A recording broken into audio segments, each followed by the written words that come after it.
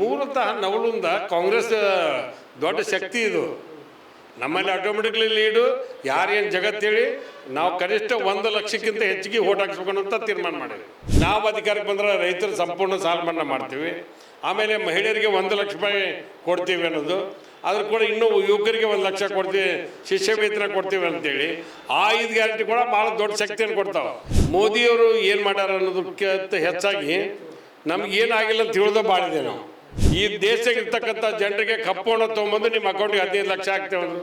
ಯಾರಿಗೆ ಕೊಟ್ಟರು? ಯಾರಿಗೂ ಕೊಟ್ಟಿಲ್ಲ, ಸುಳ್ಳು ಹೇಳಿದರು. 400 ರೂಪಾಯಿ ಇದ್ದಂಥ ಸಿಲಿಂಡರ್, ಗ್ಯಾಸ್ ಸಿಲಿಂಡರ್ ಬೆಲೆ 950 ಮಾಡಿದರು. 40 ರಿಂದ 50 ರೂಪಾಯಿ ಇದ್ದಂಥ ಪೆಟ್ರೋಲ್ ಡೀಸೆಲ್ ಬೆಲೆ ಇವತ್ತು 100 ರೂಪಾಯಿಗೆ ಹತ್ರ ಬಂತು. MLA ಕೋನಾರೆಡ್ಡಿ ಅವರು ಇವತ್ತು ನಮ್ಮ ಜೊತೆ ಇದ್ದಾರೆ. ಅವ್ರನ್ನ ಈ ಚುನಾವಣೆ, ಲೋಕಸಭಾ ಚುನಾವಣೆ, ಹುಬ್ಬಳ್ಳಿ ಧಾರವಾಡ ಲೋಕಸಭಾ ಚುನಾವಣೆ ಕುರಿತು ಒಂದಷ್ಟು ಪ್ರಶ್ನೆಗಳನ್ನ ಕೇಳೋಣ ಬನ್ನಿ. ಸರ್ ನಮಸ್ತೆ.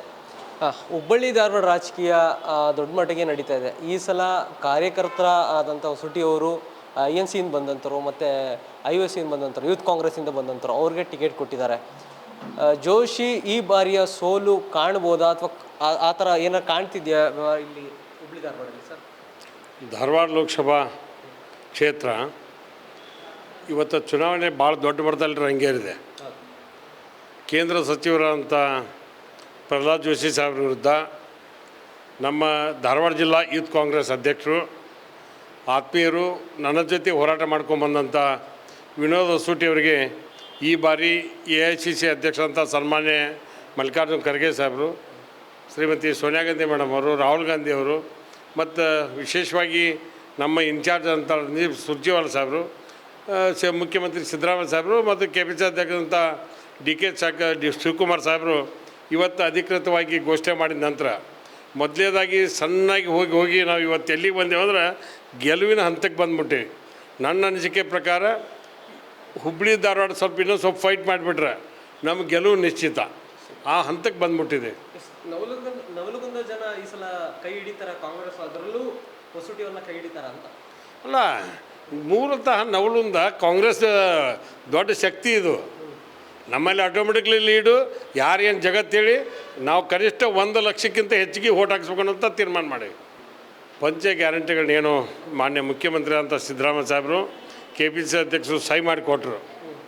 ಸಹಿ ಮಾಡಿಕೊಟ್ಟ ನಂತರ ನಾವು ಚುನಾವಣಾ ಪೂರ್ವದಲ್ಲಿ ನಾವೇನು ತೀರ್ಮಾನ ಮಾಡಿದ್ವಿ, ಎಲ್ಲರೂ ಮನೆಗೆ ಗ್ಯಾರಂಟಿ ಕೊಟ್ವಿ.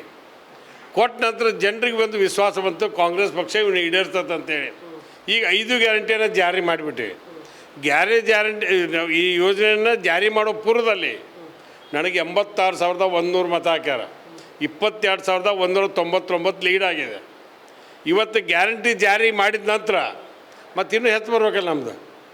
ಇವತ್ತು ನಮ್ಮಲ್ಲಿರ್ತಕ್ಕಂಥ ಮಹಿಳೆಯರು, ಕರೆಂಟ್ ಬಿಲ್ ಇದ್ದಂಥವ್ರು, ಯುವಕರು ಎಲ್ಲರೂ ಓನ್ಲಿ ಕಾಂಗ್ರೆಸ್ ಅಂತಾರೆ. ನಮ್ಮಲ್ಲಿ there is no second word. 100% Congress ಪರವಾಗಿ ಗಾಳಿ ಇದೆ. ಯಾವ ರೀತಿ ಸರ್ ನೀವು ಕ್ಯಾಂಪೇನ್ಗೆ ಹೋಗ್ತಾ ಇದ್ದೀರಿ ನವಲಗುಂದದಲ್ಲಿ? ಯಾವ ರೀತಿ ಜನಗಳು ನಿಮ್ಮ ಹತ್ರ ಮಾತಾಡ್ತಾ ಇದ್ರಿ ಗ್ಯಾರಂಟಿ ಯೋಜನೆ ಬಗ್ಗೆ? ವೈಯಕ್ತಿಕವಾಗಿ ನಾನು 2013ರಿಂದ 18 ಇಸ್ವಿವರೆಗೆ ಶಾಸಕನಾಗಿ ಮಾಡಿದಂಥ ಅಭಿವೃದ್ಧಿ ಕೆಲಸಗಳು ಇವತ್ತು 10 ತಿಂಗಳಲ್ಲಿ ನಾನು ನಮ್ಮ ಚಕ್ಡಿ ದಾರಿ ಇರ್ಬೋದು, ಆಶ್ರಯ ಮನೆಗಳನ್ನ ಕೊಡ್ತಕ್ಕಂಥದ್ದು ಇರ್ಬೋದು, ಇತಿಹಾಸ ಭಾರತ ದೇಶದಲ್ಲಿ ಯಾರೂ ಮಾಡಿರೋಕ್ಕಿಲ್ಲ. ನಮ್ಮ ಜಿಲ್ಲಾ ಉಸ್ತುವಾರಿ ಸಚಿವಂಥ ಸಂತೋಷ್ ಲಾಡ್ ಅವರು, ಸನ್ಮಾನ್ಯ HK ಪಾಟೀಲ್ ಸಾಹೇಬರು, ಪ್ರಿಯಾಂಕಾ ಖರ್ಗೆ ಅವರು ನನ್ನ ರಸ್ತೆ ಬಗ್ಗೆ ಭಾಳ ಹೊಗಳು ಹೇಳಿದರು. ಚಕ್ಡಿ ರಸ್ತೆಗಳನ್ನ ಏನು ಮಾಡ್ಯಾವಲ್ಲ, 71 ರಸ್ತೆ ಮಾಡೀವಿ, 239 ಕಿಲೋಮೀಟ್ರ್ ಕಂಪ್ಲೀಟ್ ಮಾಡೀವಿ. ಇಂಥ ದೊಡ್ಡ ಒಂದು ಮೈಲ್ಗಲ್ಲನ್ನು ಮಾಡ್ತಾಯಿದ್ವಿ. ಆ ಅಭಿವೃದ್ಧಿ ನೋಡಿ ಮತ್ತು 5 ಗ್ಯಾರಂಟಿ ಜಾರಿ ಮಾಡ್ಯಾವಲ್ಲ ಸಿದ್ದರಾಮಯ್ಯರ ಮತ್ತು DK ಶಿವಕುಮಾರ್ ಸಾಹೇಬ್ರ ವರ್ಚಸ್ಸು ಇವತ್ತು ನಮಗೆ ದೊಡ್ಡ ಕೈ ಹಿಡಾಕತೈತಿ. ಅದು ಕೂಡ ನಾವು ಮಾಡಿದಂಥ ಕೆಲಸಗಳು ಮುಂದೆ ಮಾಡ್ತೀವಿ ಅಂತೇಳಿ ಅಭಿವೃದ್ಧಿ ಮಾಡ್ತೀವಿ ಅನ್ನೋಂಥ ದಿಶೆ ಒಳಗೆ ನವಲಗುಂದ ವಿಧಾನಸಭಾ ಕ್ಷೇತ್ರದಲ್ಲಿ ಆಟೋಮೆಟಿಕ್ಲಿ ಕಾಂಗ್ರೆಸ್ ದೊಡ್ಡ ಶಕ್ತಿಯನ್ನು ಕೊಡ್ತೈತಿ. ನನ್ನ ಅನುಭವ ಪ್ರಕಾರ ಹುಬ್ಬಳ್ಳಿ ಧಾರವಾಡದಾಗ ಒಂದೇ ಒಂದು ಸ್ಮಾರ್ಟ್ ಸಿಟಿ ಕಾರ್ಯಕ್ರಮದಲ್ಲಿ ಕೇಳ್ತಕ್ಕಂಥದ್ದು ತೋಳಿನಕೆರೆ ಮಾತ್ರ. ಅದನ್ನು ಹೊರತುಪಡಿಸಿದ್ರೆ ಅಂಥ ಹೇಳ್ಕೊಳ್ಳುವಂಥ ಕೆಲಸಗಳು ಡೆವಲಪ್ಮೆಂಟ್ ಆಗಿಲ್ಲ. ಇನ್ನೂ ಆಗಬೇಕಾಗಿತ್ತು, ಕಳಪೆ ಕಾಮಗಾರಿ ಆಗ್ಯಾವ. ಅದರ ಮುಂದೆ ಹಂತದಲ್ಲಿ ನಮ್ಮ ಸರ್ಕಾರ ಕೇಂದ್ರದಾಗ ಬಂತಂದ್ರೆ ಅದನ್ನು ಯಾವ ರೀತಿಯಾಗಿ ಸರಿ ಮಾಡಬೇಕು ಮಾಡ್ತಕ್ಕಂಥ ಪ್ರಯತ್ನ. ಈ ಪಂಚ ಗ್ಯಾರಂಟಿ ಜಾರಿ ಮಾಡೋದ್ರ ಜೊತೆಗೆ ಈಗೇನು ರಾಷ್ಟ್ರಮಟ್ಟದ ರಾಷ್ಟ್ರೀಯ ಕಾಂಗ್ರೆಸ್ ಪಕ್ಷ ಏನೋ ಒಂದು ತೀರ್ಮಾನ ತೆಗೆದುಕೊಂಡಿದೆ. ನಾವು ಅಧಿಕಾರಕ್ಕೆ ಬಂದರೆ ರೈತರ ಸಂಪೂರ್ಣ ಸಾಲ ಮನ್ನಾ ಮಾಡ್ತೀವಿ, ಆಮೇಲೆ ಮಹಿಳೆಯರಿಗೆ 1 ಲಕ್ಷ ರೂಪಾಯಿ ಕೊಡ್ತೀವಿ ಅನ್ನೋದು, ಅದ್ರ ಕೂಡ ಇನ್ನೂ ಯುವಕರಿಗೆ 1 ಲಕ್ಷ ಕೊಡ್ತೀವಿ, ಶಿಷ್ಯ ವೇತನ ಕೊಡ್ತೀವಿ ಅಂತೇಳಿ ಆ 5 ಗ್ಯಾರಂಟಿ ಕೂಡ ಭಾಳ ದೊಡ್ಡ ಶಕ್ತಿಯನ್ನು ಕೊಡ್ತಾವೆ. ಹೀಗಾಗಿ ಕಾಂಗ್ರೆಸ್ ಬಗ್ಗೆ ವಿಶ್ವಾಸ ಇದೆ. ದೇಶದಾಗ ಏನಾಗೈತೆ ಐ ಡೋಂಟ್ ನೋ ಆ್ಯಕ್ಚುಲಿ. ಆದರೆ ನಮ್ಮ ರಾಜ್ಯದಲ್ಲಿ 18ರಿಂದ 20 ಸ್ಥಾನ 100% ಗೆಲ್ತೀವಿ. ಅದರಾಗ ಧಾರವಾಡ ಲೋಕಸಭಾ ಕ್ಷೇತ್ರ ಕೂಡ ಸೇರಿದೆ. ನಾನು ಏನು ಮಾಡಿಲ್ಲ ಅಂತಲೂ ಟೀಕೆ ಮಾಡಲ್ಲ. ಮೋದಿಯವರು ಏನು ಮಾಡ್ಯಾರ ಅನ್ನೋದಕ್ಕಿಂತ ಹೆಚ್ಚಾಗಿ ನಮಗೇನಾಗಿಲ್ಲ ಅಂತ ಹೇಳೋದು ಭಾಳಿದೆ. ನಾವು ಇವತ್ತು ವಿಶೇಷವಾಗಿ ಕರ್ನಾಟಕಕ್ಕೆ ಬರಗಾಲ ಬಿದ್ದಿತ್ತು, ಬರಗಾಲ ಪರಿಹಾರ ಅಂತ ಕೊಡಿದ್ವಿ. ನಾವು ಕೇಳಿದ್ದು 18,172 ಕೋಟಿ, ಅವ್ರು ಬಿಡುಗಡೆ ಮಾಡಿದ್ದು 3,452 ಕೋಟಿ. ಇದರಲ್ಲೇ ಗೊತ್ತಾಗತ್ತೆ ಮಲ್ತಾಯಿ ಧೋರಣೆ ಮಾಡಿದರು ಅಂತ. ಇದಕ್ಕೆ ಒಂದು ಸಣ್ಣ ಉದಾಹರಣೆ ಕೊಟ್ಟೆನ, ಇಂಥ ನೂರಾರು ಉದಾಹರಣೆಗಳು ಕೊಡ್ಬೋದು. GST ಜಾರಿ ಮಾಡುವ ಪೂರ್ವದಲ್ಲಿ 50% ಕೇಂದ್ರ ಸರ್ಕಾರ, 50% ರಾಜ್ಯ ಸರ್ಕಾರ ಅಂದರು. ಕೊಟ್ಟಿದ್ದೀಗ 100 ರೂಪೀಸ್ ಕಲೆಕ್ಟ್ ಆದರೆ ನಮಗೆ ಬರೋದು 13 ರೂಪಾಯಿ. ಅಂದರೆ KVL 13% ಮಾತ್ರ ಕೊಟ್ಟು. ಇದರಿಂದ ಚುನಾವಣೆ ಪೂರ್ವದಲ್ಲಿ ಅವರು ಹೇಳಿದರು, ನಾನು ಅಧಿಕಾರಕ್ಕೆ ಬಂದರೆ ಮೋದಿ ಸಾಹೇಬ್ರು ಹೇಳಿದ್ದು, ಈ ದೇಶದಾಗಿರ್ತಕ್ಕಂಥ ಜನರಿಗೆ ಕಪ್ಪು ಹಣ ತೊಗೊಂಬಂದು ನಿಮ್ಮ ಅಕೌಂಟಿಗೆ 15 ಲಕ್ಷ ಹಾಕ್ತೇವೆ ಅಂದರು. ಯಾರಿಗೆ ಕೊಟ್ಟರು? ಯಾರಿಗೂ ಕೊಡಲಿಲ್ಲ, ಸುಳ್ಳು ಹೇಳಿದರು. ನಂತರ ಇಡೀ ದೇಶದಾಗಿರ್ತಕ್ಕಂಥ ಯುವಕರಿಗೆ 2 ಕೋಟಿ ಉದ್ಯೋಗ ಕೊಡ್ತೀವಿ ಅಂತ ಹೇಳಿದರು. ಯಾರಿಗೆ ಉದ್ಯೋಗ ಕೊಟ್ಟರು? ಇವತ್ತು 20 ಕೋಟಿ ಉದ್ಯೋಗ ಕೊಡಬೇಕಿತ್ತಲ್ಲ. ಅವರು 10 ವರ್ಷ ಆಡಳಿತ ಮಾಡಿದರು, ಯಾಕೆ ಮಾಡೋಕ್ಕಾಗಲಿಲ್ಲ? ಇಂಥ ನೂರಾರು ಸುಳ್ಳು ಹೇಳ್ಕೊತ ಬಂದಾರೆ. ಇಂಥ 10 ಉದಾಹರಣೆ. ಈಗಿನ ಅವ್ರದ್ದು ಸಾಧನೆ ಏನಪ್ಪ ಅವ್ರದ್ದು? 400 ರೂಪಾಯಿ ಇದ್ದಂಥ ಸಿಲಿಂಡ್ರ್, ಗ್ಯಾಸ್ ಸಿಲಿಂಡರ್ ಬೆಲೆ 950 ಮಾಡಿದರು. 40ರಿಂದ 50 ರೂಪಾಯಿ ಇದ್ದಂಥ ಪೆಟ್ರೋಲ್ ಡೀಸೆಲ್ ಬೆಲೆ ಇವತ್ತು 100 ರೂಪಾಯಿಗೆ ಹತ್ತಿರ ಬಂತು. ಇವ್ರ ದೊಡ್ಡ ಸಾಧನೆ ಅಂದರೆ ಬೆಲೆ ಏರಿಕೆ, ಇವ್ರ ಆಡಳಿತ ವೈಫಲ್ಯ.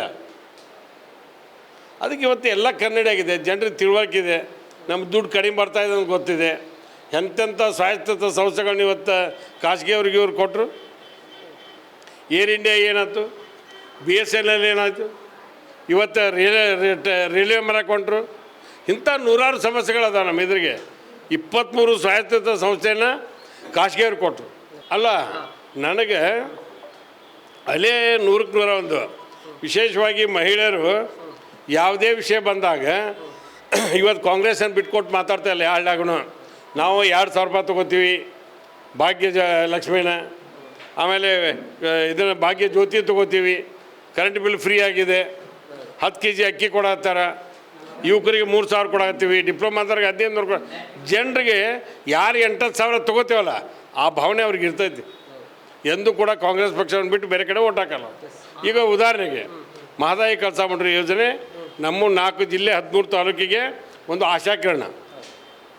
ಆ ಯೋಜನೆ ಜಾರಿ ಮಾಡಲಿಕ್ಕೆ ಇವ್ರಿಗೆ ಏನು ತೊಂದರೆ ಆಗಿದೆ? ಮಹದಾಯಿ ನ್ಯಾಯಾಧಿಕರಣ 13.42 TMC ನಮಗೆ ಹಂಚಿಕೆ ಮಾಡೈತಿ. ಕೇಂದ್ರ ಸರ್ಕಾರ ಸುಪ್ರೀಂ ಕೋರ್ಟ್ ಡೈರೆಕ್ಷನ್ ಮೇಲೆ ಇವತ್ತು ಅಧಿಸೂಚನೆ ಹೊರಡಿಸ್ತು, DPR ಬಂತು. ಮತ್ತು ನೀವು ಕೇಂದ್ರ ಸರ್ಕಾರದವರು ಒಂದು ಪರಿಸರ ಇಲಾಖೆ ಅನುಮತಿ ಕೊಡೋಕ್ಕಾಗದೇ ಇದ್ರೆ ದೊಡ್ಡ ಮೋದಿ ಸಾಹೇಬ್ರಿದ್ರೇನು, ಪ್ರಹ್ಲಾದ್ ಜೋಶಿ ಸಾಹೇಬ್ರಿದ್ರೇನು? ಅದಕ್ಕೆ ನಮ್ಗೆ ಒತ್ತಾಯ ಇದೆ. ಮಹದಾಯಿ ಯೋಜನೆ ಜಾರಿ ಮಾಡಿದ್ದಕ್ಕೆ ಈಗ ನಮ್ಮ ವಿನೋದ ಸೂಟಿ ಅವ್ರನ್ನ MP ಮಾಡಿದಂದ್ರೆ ಒಬ್ಬ ಯುವಕ ಅದಾನ, ಅವನು ನನಗತ್ತೆ ಹೋರಾಟ ಮಾಡಿ ಆ ಯೋಜನೆಯನ್ನು ಜಾರಿ ಮಾಡ್ತಾರೆ ಅನ್ನೋಂಥ ವಿಶ್ವಾಸ ನನಗಿದೆ. ಒಂದು ನಿಮಿಷ, ಇವತ್ತು ಇಡೀ ರಾಜ್ಯದ ಜನರಿಗೆ ಗೊತ್ತಿದೆ ಈ ಯೋಜನೆಯಿಂದ ನಮಗೆ ಲಾಭ ಆಗೈತಿ ಅಂತೇಳಿ. ಜನರು ಹೇಳೋದನ್ನ ನಾವು ಇನ್ನೊಬ್ಬರು ವಿರೋಧ ಪಕ್ಷದವ್ರು ಟೀಕೆನೇ ಮಾಡ್ಬೇಕಲ್ಲ. ಮತ್ತು ಅವ್ರು ನಮ್ಗೆ ಒಳ್ಳೇದಂತ ಹೇಳ್ತಾರೆ. ಅವ್ರು ಒಳ್ಳೇದಂತ ಹೇಳೋಕ್ಕಾಗೋದೇ ಇಲ್ಲ. ಅವ್ರು ಟೀಕೆ ಮಾಡಲಿ, ಅದನ್ನು ಸವಾಲಾಗಿ ಸ್ವೀಕಾರ ಮಾಡ್ತೀವಿ. ನಮ್ಮ ಮಹಿಳೆಯರಿಗೆ ಕೊಡ್ತಕ್ಕಂಥ ಗೌರವ, ನಮ್ಮ ಸ್ವಂತ ಅಕ್ಕಂಗಿಯರು ನಮ್ಮ ಹೆಂಗೆ ಕಾಣ್ತೀವಲ್ಲ ಆ ಭಾವನೆಯಿಂದ ಕಾಣ್ತೀವಿ. ವಯಸ್ಸಾದವ್ರಿಗೆ, ತಾಯಿ ವಯಸ್ಸಾದವ್ರಿಗೆ ತಾಯಿ ರೂಪದಲ್ಲಿ ಕಾಣ್ತೇವೆ ನಾವು. ಆ ಭಾವನೆ ವ್ಯಕ್ತಪಡಿಸೋ ಹೊತ್ತಾಗಿ ನಾವು ಮಹಿಳೆಯರ ಬಗ್ಗೆ ಹಗುರಾಗಿ ಮಾತಾಡೋದಿಲ್ಲ. ಮಾತಾಡಲೇಬಾರ್ದು. Thank you sir.